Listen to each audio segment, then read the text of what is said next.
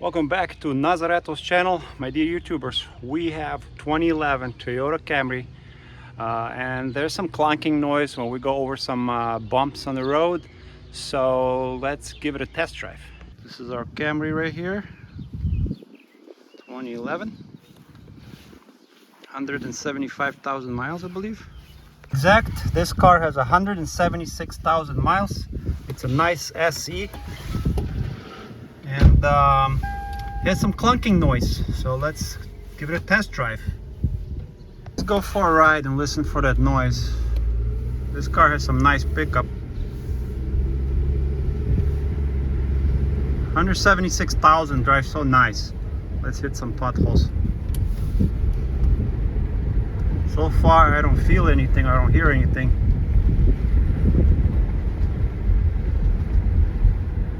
As I'm driving around, I don't hear terrible noises, but there is some clunking noise from the left side, and I suspect it's a linkage.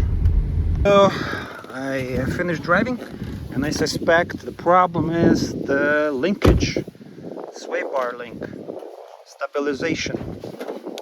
But there's no pulling, there's nothing. We gotta remove our tire. Linkage bars are right there. There's a rod. Gotta remove these two bolts and replace it. It was diagnosed before, but we're also gonna remove this tire. We're gonna test it. So let's remove this tire. This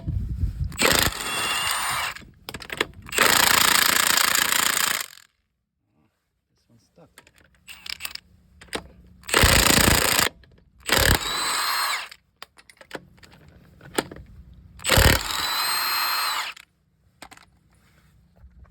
So I did some checking. I checked the tie rods.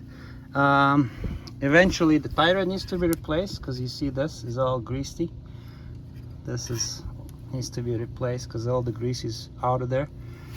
But this linkage, it's very loose over here, and on the inside it's all cracked here. So we gotta replace this link right here. There's one bolt here and one on the bottom, and we gotta replace these things. So guys, for you to remove this link, you need this tool right here. It's a size 6. I put some penetrating oil on here, and then you need a wrench, upper part. Use some penetrating oil, spray it good, and let it sit for like 10 minutes like this. And now I use this size 6 see tool. Now you have to use a small like pick or something to clean the rust on the inside right here. Make sure it's clean, and then put this tool in there, hammer it in a little bit. Get your 17mm socket.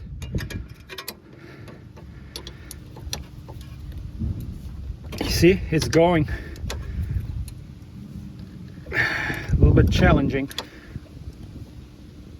I tried vice grips on the other side, it didn't work. So work this part until it comes off. But penetrating oil really helped. So what we tried, we have to use this saw to cut this piece right there. There's no way I can do anything else. I have to cut it.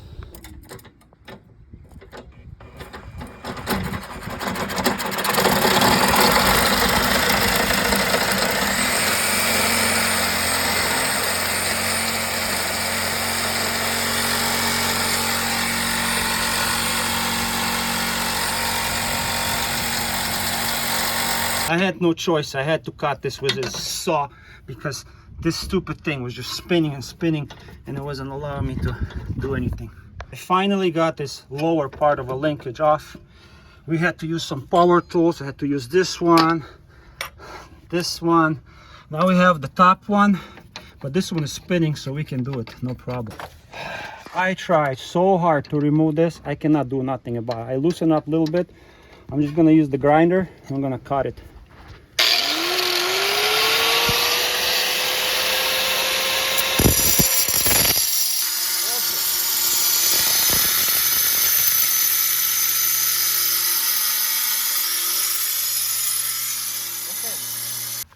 My dear friends, I wish you luck with this. If it's very rusted, it's so hard to remove this because this back of it spins. It has a very bad design, and clamping it doesn't work. So I had no choice but to cut it. Now we're gonna get our new link and we're gonna install it.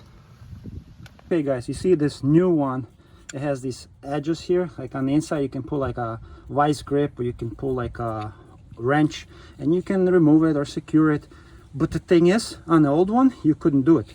It was spinning. They had a stupid design, like you had to put like a bit inside, so I was going nuts. So let's install it now.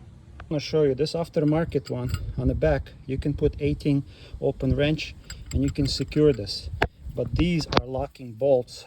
So when you put this bolt, you use the open wrench and you can secure this. So let's go install it. Take your link. I'm gonna tighten this one. I had such a hard time doing this, but I was able to remove it. So I'm just gonna make it tight enough. The bottom one as well. I'm gonna use this, I think it's 18 millimeter, and just tighten it. Tighten it.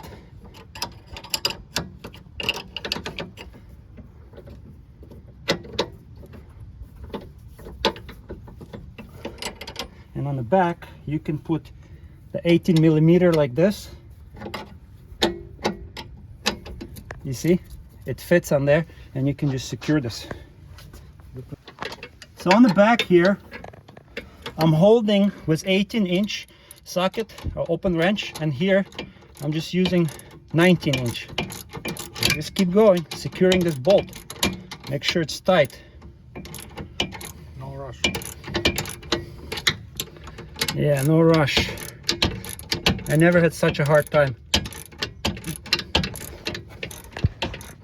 On the back here, I'm using 18 millimeter open socket to hold that area right there.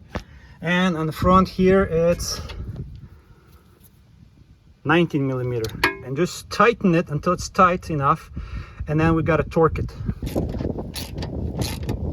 You see? If you don't hold it on the back, you're going to be spinning. Make it tight. Almost there.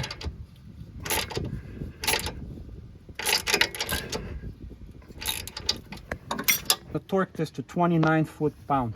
29 foot-pound. Set it for 29 foot-pound and you will be done. Come closer.